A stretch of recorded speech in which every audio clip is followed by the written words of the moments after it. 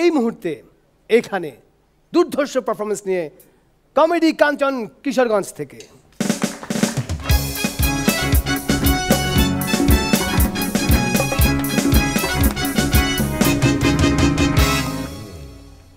আমার যৌবন শেষ হয়ে যাচ্ছে, কারো কি দয়া হয়,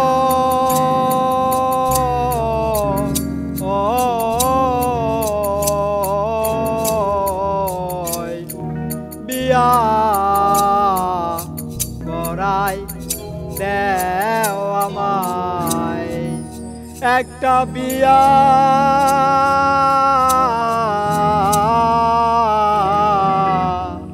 করাই দেও আমায়। সেদিন আমাকে পাত্রীপক্ষ দেখতে আসছিল। ঘটকের কাছে মেয়ের বাবা জানতে চাইলো যে ছেলে কি করে।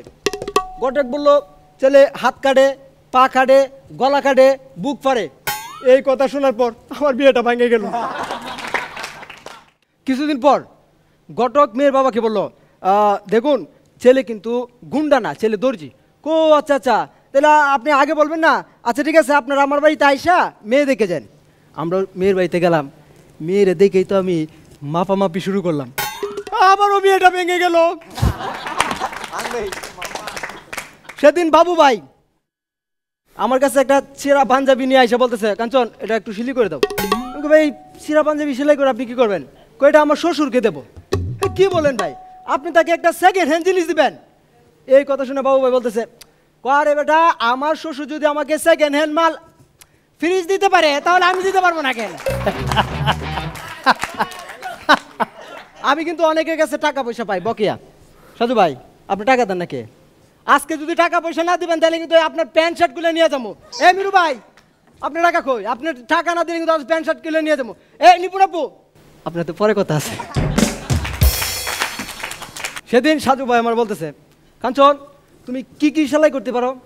আমিও ফুটানি নিয়ে বললাম, ভাই এই দুনিয়ার এমন কিছু নাই যেটা আমি সেলাই করতে পারি না।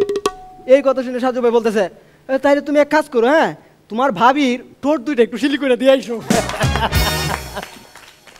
সেদিন এক মহিলা আমাকে ফোন করে বলল, আচ্ছা ভাই এই আমার ডেলিভারি কবে? কথাটা সে এমনভাবে কইল। তারপর আমি বললাম, দেখুন ম্যাডাম এটা কোনো হাসপাতাল না। সেদিন তারেক ভাই আমার কাছে এসে বলতেছে, কাঞ্চন তুমি আমাকে একটা আন্ডার প্যান্ট বানিয়ে দাও, কারণ আমার আন্ডার প্যান্ট তাড়াতাড়ি ময়লা হয়ে যায়। আমি কই ভাই বাড়ি চলে যান, মেশিনে জং ধরে গেছে। কই কি গো মেশিনে জং ধরে গেছে? আমি কই হ্যাঁ আমার এই সেলাই মেশিনে জং ধরে গেছে। আবার ফোন আসলো, কেলা এই অসময়ে ফোন। হ্যালো, হ্যাঁ আছে তো, হ্যাঁ মেশিন আছে, মেশিন আছে, মেশিন তো আমার একটাই। হ্যাঁ সাইজ নর্মাল সাইজ, নর্মাল, জি নর্মাল সাইজ। ফিতাও আছে, ছোটো বড়ো হয়ে গেলে তো এটা দিই মাফি। হ্যাঁ তেল দেই, তেল দেই, তেল না দিলে তো মেশিন কাজ করে না। হ্যাঁ আপনি আসবেন?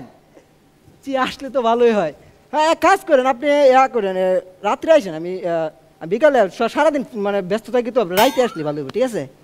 আচ্ছা আচ্ছা ঠিক আছে, আমার উপকার হইলো। ঠিক আছে ওকে বাই। মেয়ের বাবা ফোন দিছিল আমার দোকান এবং মেশিনের খবর নিল। যাই বাড়ি যাই, আমার আবার অনেক কাজ কাম আছে। বাহ বাবা বাবা বাবা।